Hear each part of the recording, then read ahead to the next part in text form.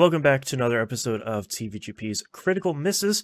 During Season 5, we are, I was going to say watching Fooly Cooly, but like we talked about last episode, yeah, we're letting it wash over us and hopefully coming out the other side okay. Which after the first season, who knows? I'm not entirely sure. Number 1, don't know what Fooly Cooly means, and number 2, I'm not sure if we're okay. True. With that, let's go into Season 2. The next season here is... Also, really quick, with that, who are you? Oh, hi, I'm Boston. And over there, you're Moonpear. Yes, hello. Yeah. I'm just so excited to get watching some Fooly Cooly I've never seen before, which is Fooly Cooly Progressive. Progressive and Alternative are released close to each other, but Progressive comes first. Yes, close to each other and like 15 years after the original. Yeah, it has like a fun short history. Like Adult Swim started showing Fooly Cooly, and everyone was like, "Hey, this thing is super good." And Adult Swim's like, "Yeah, you know what? We have a soft spot for it. Maybe we should finance another one." And so they got in contact with Production IG, and they're like, "Hey, man, over here, in the Americas, big fan of this show. We got a lot of money, so do you want to make another show?" And they were like, "Yeah, sure. How about 2?" And I was like, "Oh, hello." I'm pretty sure I remember you speaking on this at the time and basically saying that you will not believe it until it airs. 100%. Yep. And then Adult Swim aired it like midnight on April Fool's Day. I was just like, I was going to say, go. was this the April Fool's Day one, or were they literally aired it on April Fool's Day? And then it came out like 9 months later. But yeah, I mean, Adult Swim is going to do what they typically do. But as I said, just be giant trolls. Yes, with lots of money. But as I said, I haven't seen this before because it came out and it didn't get the warmest reception. But I feel like from what I was seeing from other fans was like, well, they made another one, and of course it's not as good as the original. Come on. It's just like, yeah, but are you sure? Are you being like that? This came out in 2018, didn't it? Yeah. Yeah, by that time, the internet's contrarian nature was in full swing, where you were literally not allowed to like anything or dislike anything. Unless you cannot like it, nor unlike it. You have to middle it. Right. Unless it's like 30 years old, and then it's super cool. Yes. Yeah.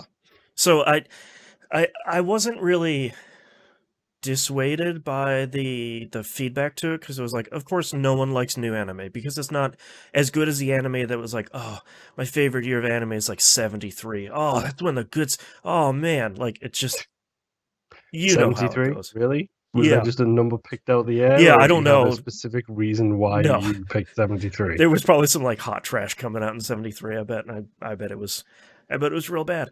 The earliest stuff that I've really watched. Oh no, what came out in 73? A Doraemon. Okay, well, little known show. It's like next to nothing. Okay, perfect. Movies, it's Panda Go Panda, Mazinga Z versus Devilman, which just makes me want that wonderful game to come out on the PlayStation. Devilman's really good. Yeah. Belladonna of Sadness. And TV shows wise, nothing I've ever heard of except for Doraemon. Wow. Miracle Girl Limit Chan sounds like a nightmare. There's ever been an anime title, it certainly is that. Oh man. So Karate Master came out in 73. There you go. 73 is the coolest because it has all the underground hits. Anywho, 2018 saw Fooly Cooly Progressive. Alternative came out later that year too, but we'll cover that in the next episode. So since I haven't seen this before, I had to go look up the summary. Let's read this quick summary here, because I feel like in true Fooly Cooly ethos, I have more questions. Makes sense. Yeah, I have more questions after reading the summary. So, many years have passed since Naota and Haruko shared their adventure together. Meanwhile, Meanwhile, the war between the two entities known as Medical Mechanica and Fraternity rages across the galaxy.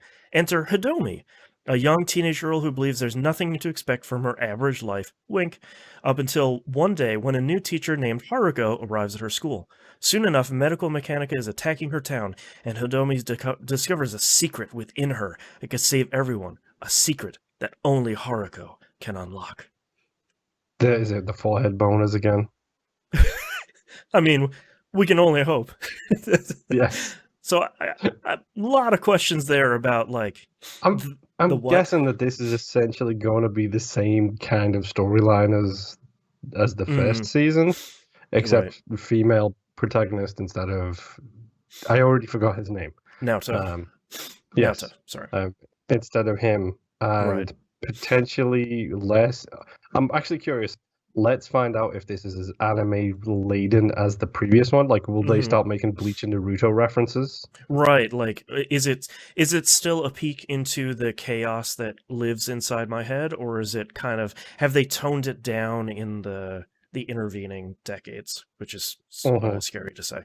And I think my big question is, obviously it's a sequel of some sort because Haruko is coming back.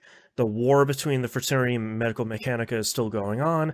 Like, there's still stuff happening, but how much are they going to directly follow up from the original show? Like, is Kanti going to come back and be a main character? Like, is Naoto going to show up as like like the Auror's version of whatever exists in the Fooly Cooly universe? Like, I'm literally the only thing I can think of them coming back as will be like the preacher from Children of Dune, but that makes no sense to anybody except for me, so I'm just gonna not make that reference. There's one listener out there being like, hell yeah, man, let's go.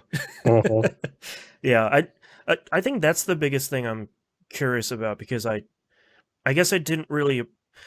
My misunderstanding was that one was a sequel to Fooly Cooly and one was like a spin-off, but it looks like both of them are, which I guess raises even more questions than I had before.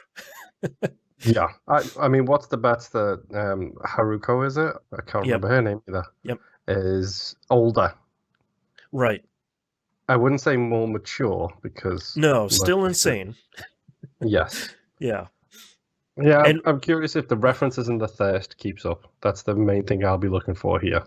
I think one thing that I'm keeping my eye out for is, are they still in love with super specific guitars, which is always a thing that's like weird and charming about the original, or have they have Sauron's eye sort of has Sauron's eye sort of moved to something else? Everybody loves guitars now, so now I really have to care about like cars from the 50s. Drums, come on. They're going to pull drums out of the pockets and they're going to swap them on the floor and then bash you in the face with them. Yeah. So I knew I shouldn't have posted the cat photo to Twitter shortly before recording. Yeah, I mean, the phone's just blowing up.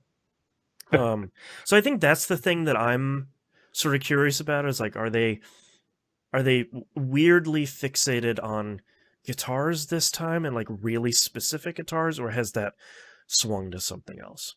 We're obsessed with the Vespa too. I mean, that's true. I don't know. Fooly Cooly is weird, man. Yep. And that's why I'm sort of, I guess that's why I'm excited and I've been hesitant to watch it, is like, can lightning strike twice? Can it continue that weirdness? Scientifically, yes. Right. But like, can it continue that weirdness, or is it going to be a little bit toothless about it, or is it going to go too far where there's no... The thing I like about the original is there's a lot of heart in it, as much as it is insane. Like, they're still telling a story, sort of, and there's still conflict going on, and there's still like a coming-of-age story, and there's a whole lot of craziness. Like, how can they continue to balance that even though it's been so long? Mm-hmm. Yeah. That's definitely going to be interesting to have a look at it. And as someone who has zero connection with this series, I'm curious if one made in 2018 would click a little bit more with me. Right. I'm assuming it's going to look better too? 1080p, Yes, one can only 16 hope. by 9. Yeah. All right. Well, on that note, don't diss the 4x9. No, I love 4x3. Like I got a whole bunch of stuff that's stuff from 1973. All that stuff's in 4x3. As a side note, by the way, Miracle Girl Limit Chan is a young female protagonist who looks like to be like 10 or so, who is mortally wounded and gets turned into a cyborg by her father. Actually, that sounds pretty good. Next season of Critical Misses. And all of the anime from 73, because I've got like 19 tabs open now, while I was looking through them, all look like Alex Kidd art. Oh, no. That's great. Except for one called Aim for the Ace, which is a tennis anime. Oh, man. If you want to... I think Aim for the Ace was actually made by the studio who made the first season of Fooly and Cooly. Of course it was. Yep. All right, on that note, let's go watch the episodes. Bye.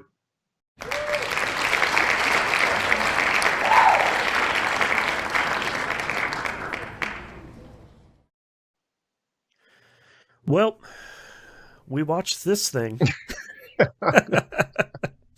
So, now that we're back, I just have to ask. Uh-huh.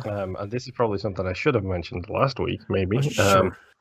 What are you going to do with the interstitials in the middle of this video episode that we're recording now? Because at the moment, the video episode, so we say movie time. Oh, yeah, good question. I'll have to put... this is I'll just have to have post-it note for later editing. I'll just have to have Fooly Cooly repeating over and over and over again. Yeah. Boy, yeah. So we watched Fooly Cooly Progressive, the direct sequel to the original, taking place much, much, much, much later after the first one. Watched or experienced? Yeah. it certainly is an experience. That's for sure. Let's just... I think the intro was actually pretty neat in the first episode. I liked the music in her dream fading into her alarm on her phone. I thought that was pretty great. A lot of nice little mentions like that of... I think one of the hallmarks of the original series is the Pillows soundtrack, which feels like there's significantly less of that this time around, and what's here is super quiet. Sorry, I coughed so hard I've got like the visual bugs, the little stars. Vision. All right, a couple deep breaths. It's just Fooly Cooly. It's okay. Yeah, I coughed so hard I went Fooly Cooly. Yes. Yeah. So I've got a whole bunch of notes for this. I took a bunch of notes per episode. Yeah. I did write forehead boner in 20 seconds. Called it. Yeah, I like them referencing back to the original with Ide's forehead bandage. We're just like, all right, cool. Yeah, we're doing a little bit of a callback here. There's some redone music from the original show in the end of this episode. I think the main character herself is actually pretty interesting. I like that it's not, until later, it's not this like stereotypical super bubbly high school girl you see it a lot in anime. The anime waifu, you mean? Yeah. But I like that she's kind of sullen. She has these headphones on for seemingly no reason yet. And I like that they draw the parallel between this show and the first series with the main character getting hit by not a Vespa this time, but an entire car. And then Jinyu hops out and is like, unfortunately, I didn't kill her. I was just like, wait a minute. Yep. I literally wrote guitar is back, classic car. Yes. Because let's face it, this show doesn't make any sense. I will disagree, but I think not for the same reasons. Okay. Okay, I'm sure we'll get there when we get to episode 6, when all is revealed and so on and so forth. Allegedly. Yes. Yeah. I did make a note for the first episode saying someone played Metal Gear Solid Revengeance because it's a tiny little robot thing destroying an absolutely huge thing, I believe is what that was a reference to. In my notes. Yeah, there's... So, I was trying to do like a reference counter in my head, because I was like, man, even in episode 1, I think there's a lot of stuff that Moon's not going to get, and it was just like, oh, there's a reference. There's another one. Oh, Conti's on a cross. That's an Evangelion reference. Okay, so it's like didn't get that one. Yeah, I wrote every reference I got, and that was the only one in the first episode. Oh, okay, yeah. There wasn't a ton in the first episode because they're largely trying to introduce all of the characters. Like, I think that who's the main character? Hibajiri, Hidomi. I think she gets a pretty great intro. Jinyu gets a pretty good intro. I wasn't expecting the show to set up Ide, Hidomi's friend, like as the other main character. It surprised feels about like that. It feels like this is kind of like the first season, except taken from the brother's girlfriend's point of view, right? Except much more important character in this version of it, right? It's just like I honestly, like, I have no idea. Like, I'll be saying that a lot as we talk about each of these episodes. Haruko's secret disguise as the teacher is so dumb. It's like the thinnest disguise, because I feel like at the end of the first episode, you're supposed to be surprised that she goes, "Yeah, it's me, Haruko," and it's like, yeah, of course it was. Who the hell else is it gonna be? Like, yes, I do think the big blonde lad. I'm pretty sure that's Naruto's voice actor, Mori. Yeah, I'm not sure, but I think it is. I think it might be the Japanese Naruto VA. I hate him with the fire of 1,000 suns. He is the worst. He's like exactly the sort of anime guy I don't like. Marco, the other friend, is fine. Like, obviously he plays a fairly important part in like episode 4 or 5 or whatever. But like, Mori is just the worst. I love Mori. Mori is great. Yeah, the hatred of Mori. You mean you don't like a 20-minute scene in a 30-minute show about how it's okay for guys to wear dresses and flash his underwear? No, you know what? Like, I'm not here to shame his progressive dressing style. I think that this show has a problem with there being one too many characters in every single episode, and more often than not, it's Mori, where it's like, why are we looking at this dude again? Like, come on, man. Episode 1 I think is interesting. We get a big, something comes out of the NO portal of people's heads, and they're fighting, and Haruko's back in this episode, and it's the spider bot. I tried to keep note of that, and it failed after like episode 2. So just so you know, that's the extent of my. I don't blame you. There's a lot. It's still thirsty. I noticed at the end of the first episode, nowhere near as thirsty as the previous season. Yeah, I feel like this one is more aligned with, I think, typical anime stuff, where it's like every once in a while there's like a little fan service wink, but it's never really, out and out kind of super thirsty. The first episode, though, closes with Haruko's line of "born to be mild," which I thought was hilarious. Yep, pretty good. All right, that's episode 1. It also ends in a similar way where episode 1 does in the original series, where it's like, cool, great, that's the end. See you guys later. See you for next season. Yep. Everything's back to normal. Yeah, everything's this is fine. Just an ordinary town where nothing special ever happens. Yeah, nothing ever happens except, it's 18 years later, and for some reason, this giant medical mechanica iron is still here. Weird. Anyway. Yep. Number 2 opens with the zombie movie. Yeah, it it took me a really long time to figure out what the hell is going up with these intros. And I meant to look it up to see if I was right, and I didn't. This is the one, like, the intro in the first episode where she turns into that mech is just like, yeah, man, this is dope. Like, yeah, let's go. All right. This one is like, all right, cool. Like, she's having a nightmare about zombies, and it goes on for a really long time, and it is surprisingly gory. And it ends, and she wakes up, and I was like, what the hell was that? Like, is your theory that she is dreaming of potential futures? No, my theory is that it is, since we know that her headphones are signal dampeners against Medical Mechanica's attempted brainwashing, that's my suspicion, is that those are the things that Medical Mechanica is trying to beam into her brain to make her more and more and more anxious, to try and lure her towards them.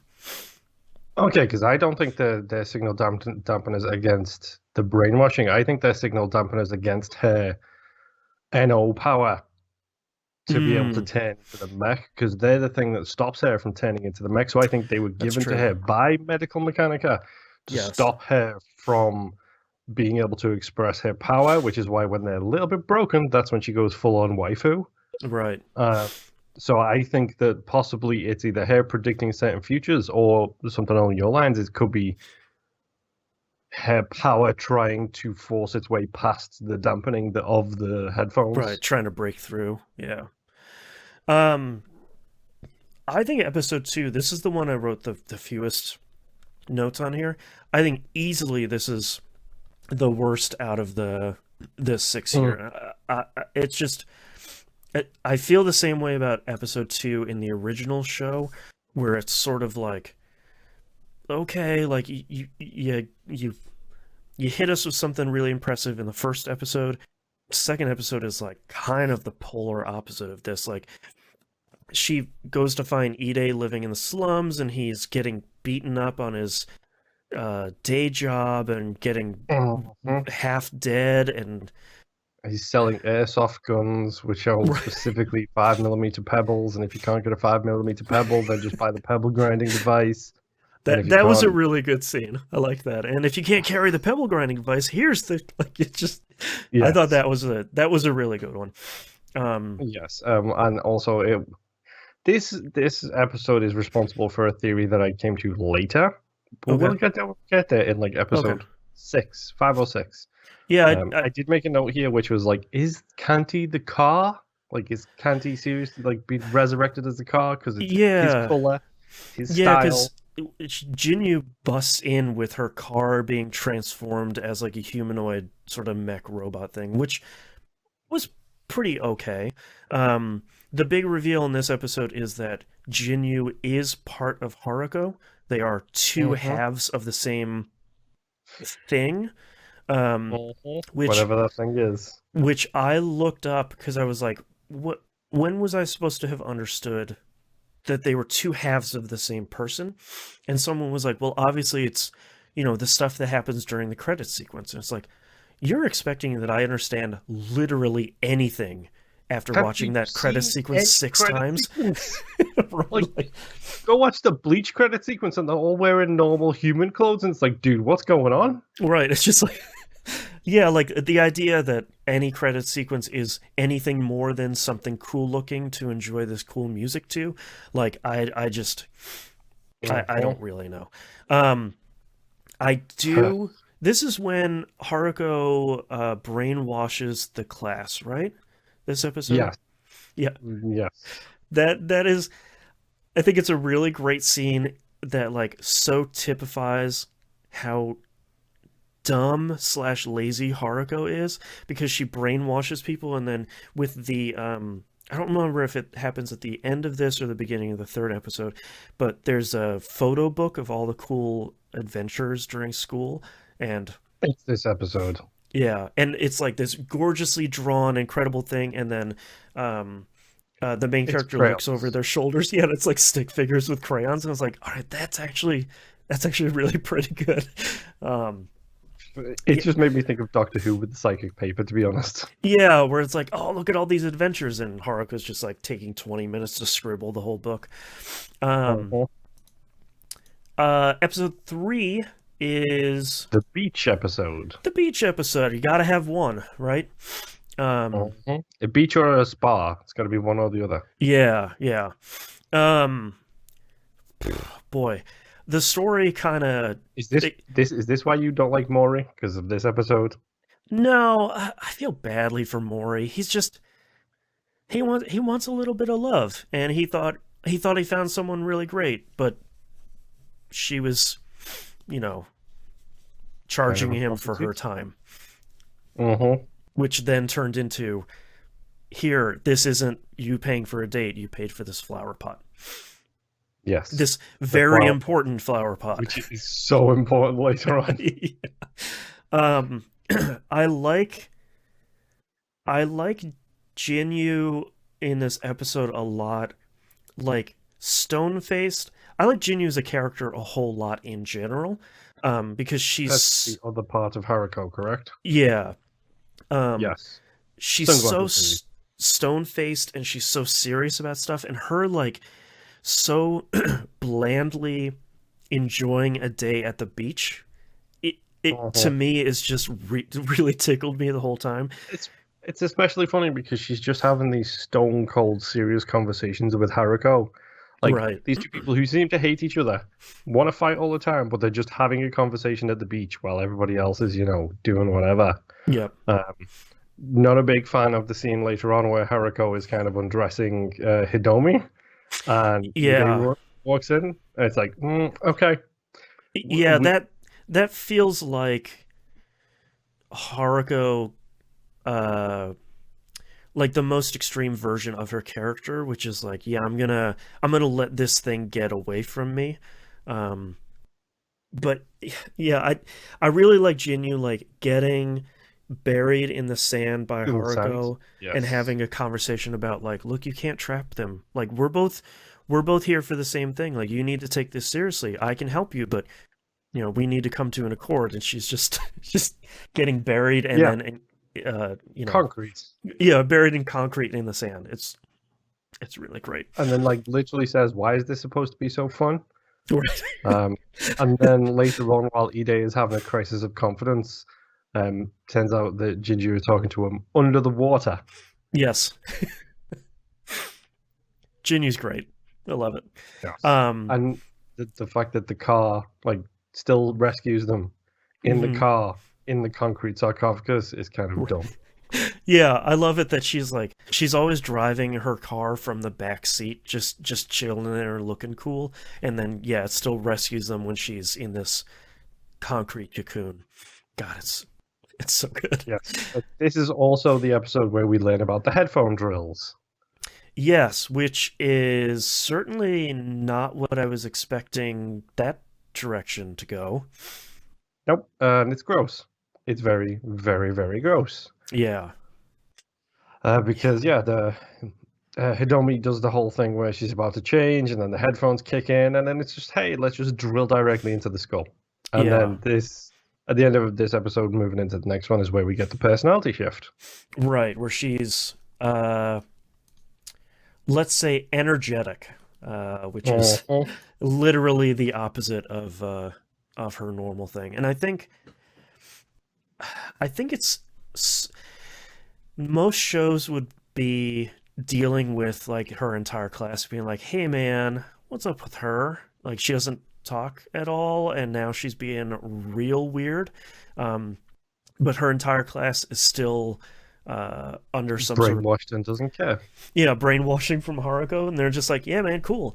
And I like that Ide is like, that's not her. And like, this isn't, clearly something is wrong. That this is the real hair as well. Everyone's like, well, this is who she always was. This is who she should have been all the time. It's just like, okay, and Marco's in love with her now that she's sort of bubbly. And it's just like, oh boy. Yeah. Conti's back, kind of. As like the start of episode 4, isn't it? Yeah. He's not in good shape. Nope. Also, a really great Evangelion reference where he's on that cross. And it's just... Turns out the flower pot is made from him. Right, the flower pot is like some significant part of him, which I don't think they ever really address, which is fine. Nope, they do not talk about that at all. This is the Viking ship episode, though. Yeah. Oh, the one thing I forgot to mention at the end of episode 3 was I like Haruko's "No More Mutants" thing, where she just, at the camera just says "Medical Mechanica." It's like, okay, cool. We knew we were gonna fight them, but okay. Sure. Yeah. So the interesting part here is that Eye Patch and what's her name? The girl that Aiko. I know. Yes.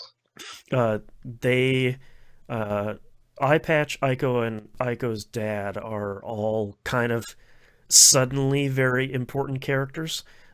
Yes, the two adults. I think Aiko doesn't actually know what's going on. No. All of the employees of the Bureau of Interstellar Immigration, which is a term that they bring up, and I was sort of like, okay, that sort of sounds familiar. And then looking at it, it's Eyebrows guy from the first season was part of that organization. It's like, oh, this is the other of the third parties that we don't actually get names for in the first season. Right, yeah. They clearly have stuff going on, and this is where they're saying, like, hey, this flower pot, it being missing is kind of a problem. So, like, we really need to find it pretty badly. It's also where we get the introduction to the shed, like the base that the immigration place runs, and they've got a space elevator. Like, they just flat out have a space elevator. Yeah, right there. No big deal. It just goes to space. Why not? Yeah. So the whole thing on this episode is everybody is like, okay, we gotta go in there.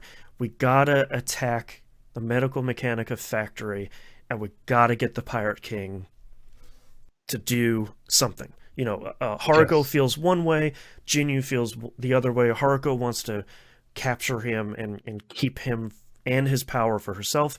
Jinyu is very much like, look, he needs to be free. That's who he is. That's what he's all about. You can't capture him. So, wild horses. Yeah, exactly. And then this really crazy sequence of events happens where Ide gets hit on the head with a flower pot and reverses his NO portal, allowing Haruko and Jinyu to get sucked into the factory, which, number one, looks insane. I want to see way more of that. They get in a huge verbal fight at the beginning where Haruko at the end is like, all right, I'm pretty done with you, man. I'm going to eat you. And, like, she starts going a little feral, which is kind of the Haruko that I think is always really interesting. And then they just start super fighting it out. In the air guitar battles, like always happens in this show. They fight like inside the thing. They get kicked back out. There's a whole lot of stuff happening here. I mean, look, the fight is great because it does that whole Ninetales Fox, like the guy from the end, from the last episode of the first season thing, where he's just like a glowy red star field. Yeah, and they're like hitting their guitars in the air, like ching, ching, ching. Yeah. It's really, really, really great looking. Yep. No idea what's going on still. Yeah, and then Haruko eats Jinyu. Like she said, and I was like, oh, she was literal. Okay, cool. Yep. At that moment, I realized that I was wondering why Haruko looked so weird. Is because as soon as she eats Jinyu, she gets her pink hair back. I was like, oh, there it is. Okay, she was blonde the whole time. I didn't really understand that. Yeah, like I had to go back and look, and I was like, suddenly she looks better. Like, did they draw her differently or something? But no, that's when she gets her pink hair back. Also, that's when she spends the next episode looking like she's pregnant. Yeah, episode 5 So number one, shall we talk about the charcoal intro first and foremost, which is beautiful? Beautiful.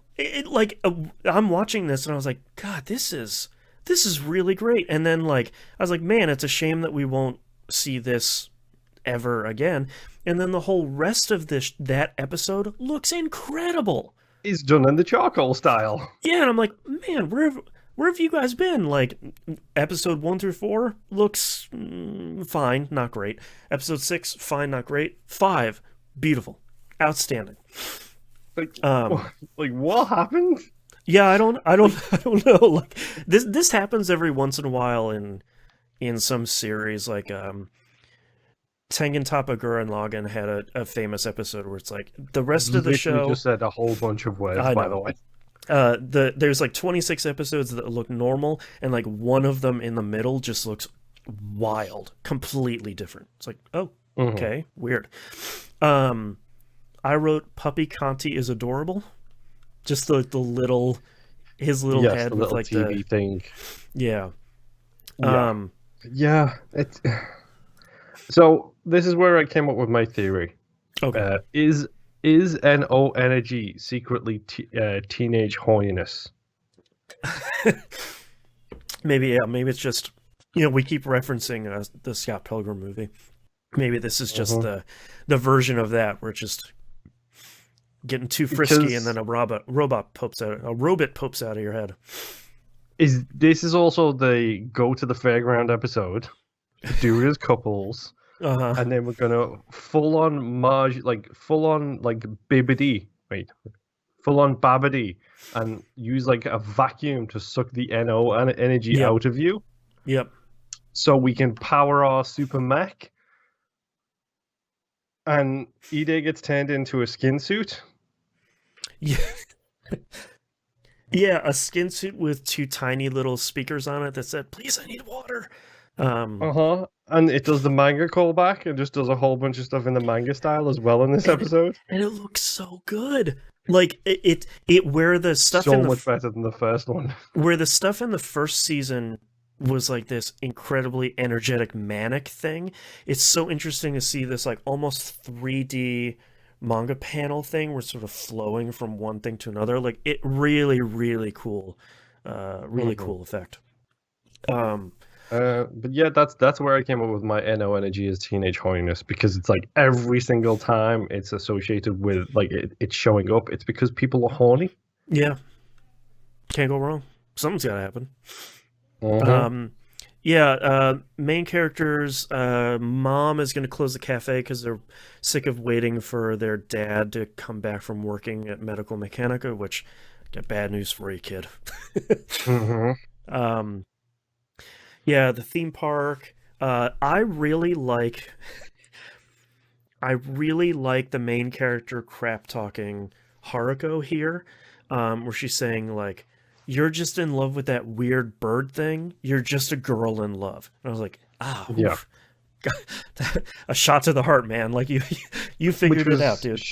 It was shown in the crayon drawings as well when she talked about how she met him, and it was like, there is Haruko and there is this weird bird thing, and it's just like, okay, sure, why not? Atomusk, who whatever is the Pirate King, is clearly just a giant bird. Do we want to talk about my note here, which says Mecha Fairground versus Iron?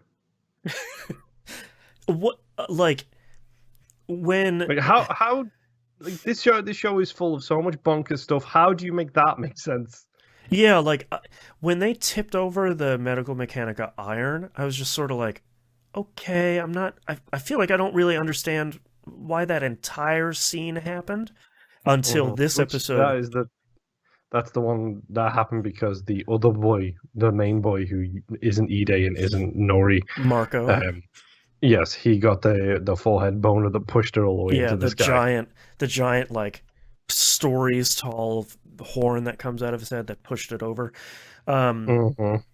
Yeah, I certainly wasn't expecting the Iron to start attacking a giant castle that transforms into a like Voltron mech that starts attacking it based on the Ano energy that they scooped out of all of the teenagers that went to the park. 99% off for couples, by the way. Yes, yeah. I love that all the couples pair up and go in, and it's just Maury by himself, and he's like, "Oh man." I knew you'd like that. Yeah, and like the end of this episode is all of that stuff is fighting, and then Haruko says that Adamsk has returned. Yeah, she gets the manacle clink, which yep. I'm assuming the manacle is just an Adamsk magnet, where it's just like it points in his direction, like Jack Sparrow's compass. Yeah, it also seems to be like, hey, the Pirate King's energy is here. And in episode 6 we'll see that she uses it for something else. This is so stupid. The Medical Mechanica Iron Factory decides to start spitting out mochi to try. What is mochi? Because I don't know what that is. It's like you see it a lot in ice cream, where it's like this rice outside coating that's like really gummy, and then there'll be like a cold ice cream on the inside. It's very good. Okay, I've had it before. I had it in New York City, actually, when we went to New York City. Yeah, so it's shooting out these like sticky mochi balls that's trying to encapsulate the entire town to try and stop the... Again, referencing Babidi here by turning everybody to stone. That's right. That's right. It's like Eye Patch and his buddy are trying to stop all of this stuff from happening and trying to stop Medical Mechanica. God, so much happens in this episode. None of it makes sense for listeners, by the way. None of it makes sense. Haruko is trying to capture the Pirate King by building something that I realized way later than I should have is a bird cage, which is really good. And then he appears and he's like 50 times bigger than the bird cage, which is very Haruko to do. We find out what Aiko is. She's some sort of like plant robot girl. I don't even know. Yeah, she essentially destroys. In the end, she destroys the Medical Mechanica iron. Kanti removes Hidomi's limiter, and she finally gets. Oh yeah, by the way, folks, Kanti is back. Yeah, Kanti's back for like 10 minutes overall in this entire series, which is kind of a bummer. She finally gets that super dope looking suit of armor from the original, like the intro from episode 1. Haruko tries to eat Atmosk, which his power's too much, so she shoots out Ide, Jinyu, and then throws up Atmosk, who then she tries to capture with a bunch of like chains that shoot out of her chain thing that she has on her wrist. And that doesn't work, obviously. And then Atmosk slips away, and then you forgot the hug. Yeah, like that's the like the really the very last thing that happens is Haruko and Jinyu make up because no, because it's the big orange person is hugging her. Yeah, like first it starts off as Atmosk hugging her, saying sort of like, "Yeah, man, I get it. Like, I get what you're trying to do, but I gotta be free. Peace, pew." And then Haruko and Jinyu make up, and we totally didn't talk about the Hidomi and Haruko fight over who can get to Atmosk first, so they can claim. What a great fight! Just like this, it's a great fight. It's just like, okay, whatever. There's like super hard Scrabble. Yeah, it's this cool like hard Scrabble thing of like, we're just gonna have a down and out fight to see who can get to this like Atmosk Ide combo that is living inside of Kanti at the moment. And they both get there at the same time. They both smooch him, which is maybe not the empowering message that I was hoping this series would make, but no, but it's a good comedy joke because Hidomi is doing a smooch and Haruko is doing that. Yeah, she's doing the smooch. Yeah. Yeah, and then there's vomit sounds, by the way. Thanks a lot more than I was expecting. Like I was expecting like one blah, but like there was an extended vomiting scene there that was not my favorite. I 100% took my headphones off because that is something that will make me throw up. Yeah, don't blame you. I think the one really important takeaway from this entire series is Jinyu and Haruko talking at the end it's Haruko and Hidomi at the end where Hidomi's like, you're gonna go for him, right? She's like, yeah. And Hidomi's like, you can't. You're just chasing him because you can't catch him, right? And Haruko's like, yeah, you got it. See you later. And I was just like, man, if there's ever like an encapsulation of Haruko as a character, it's just a dog chasing a car and just she caught him, she caught the car and no idea what to do, and was just like, oh no, he ran away again. The frog. Yeah, the scorpion and frog thing. It's like you can't help it, it's in her nature. Yeah. I did like that it cuts back to, I think it's the grandpa and eye patch guy. Yep. Talking to the very end. Did you catch what I think is actually the last line spoken in the show? About who the guy with the ball cap is? No.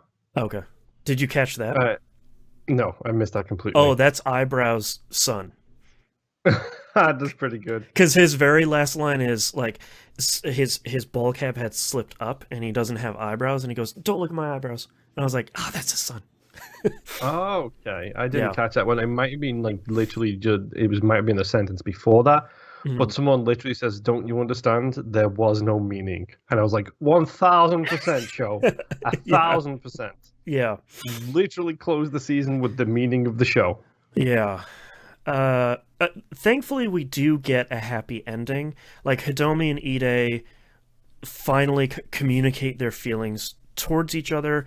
Hidomi seems to kind of come to terms with who she is. You know, this very much a coming of age story that both of these seasons have been. And then Hidomi kind of makes up with her mom and says, like, it's okay if we continue to live this life, even if we're not waiting for my dad, because this life is still good by itself. And like, this is our family. And that's kind of it. Sort of ending. Go ahead. I enjoyed watching this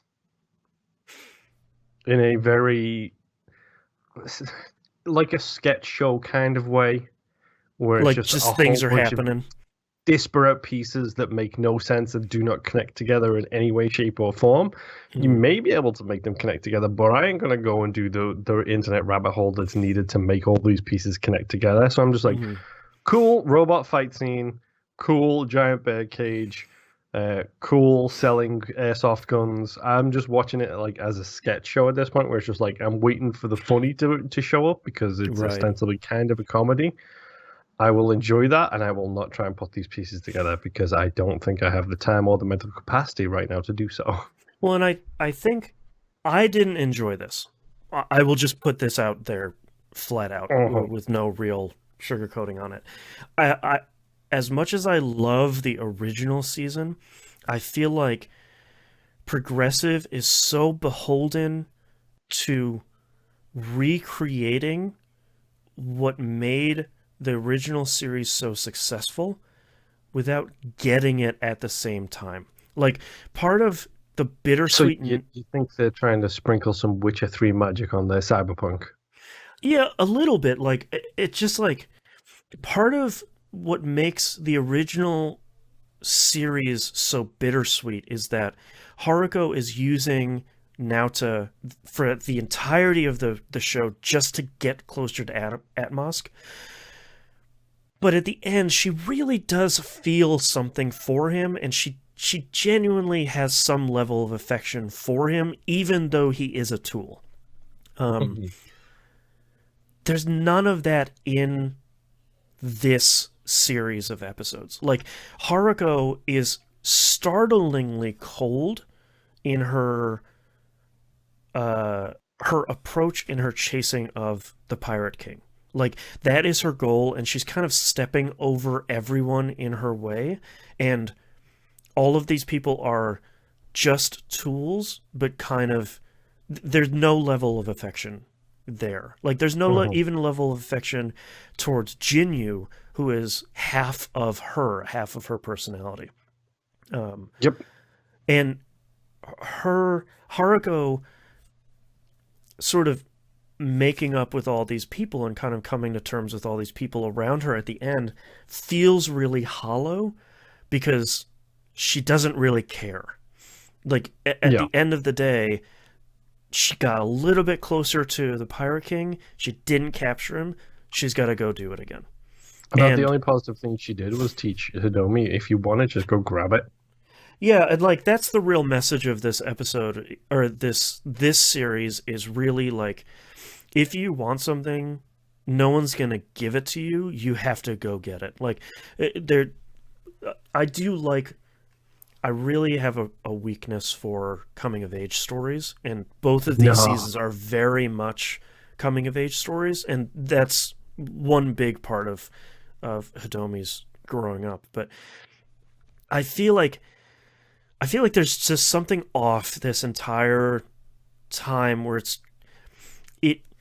I appreciate it, and I almost applaud it for trying to tell a more coherent and deeper story, but because it's trying to tell more story, it falls over because there just isn't enough time to do it. The original Fooly Cooly works because it doesn't answer all of the questions, and it tells us like one question, dude. Come on. Yeah, and it tells a story that if you want to fill in the pieces, you can, but if you don't, you at least watch something really cool.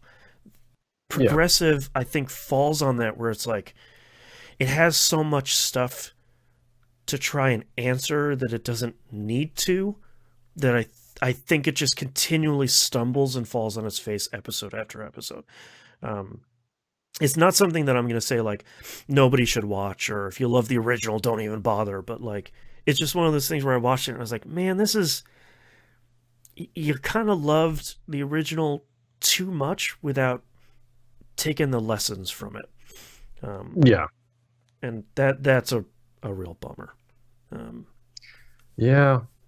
I mean, it's like I said, it looks great. Like, there's some fantastic animation in there, but there's still a lot of problems. Yeah, and I think there's some snippets of really great animation here and there, but I think overall, excluding episode 5, I think a lot of it looks a little cheap.